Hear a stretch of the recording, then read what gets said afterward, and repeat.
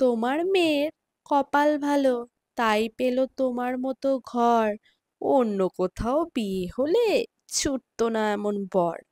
ছেলে আমার ভীষণ ভালো, নেই যে কোনো নেশা। প্রচুর আছে জমি বাড়ি, আর আছে বড় ব্যবসা। বিয়েতে যা দেন সবই থাকবে আপনার মেয়ের। মেয়ে দিয়ে জামাই নয়, বরং ছেলে পাবে, এটাই তো গর্বের। এই দেখো, ঠাকুর ঘর রান্নাঘর, আজ থেকে এটাই তোমার সংসার। শাখা পলা সিঁদুর আলতা, এটাই বড় অলংকার। মেয়ের কথায় উঠে বসে, তাই জামাই অনেক ভালো।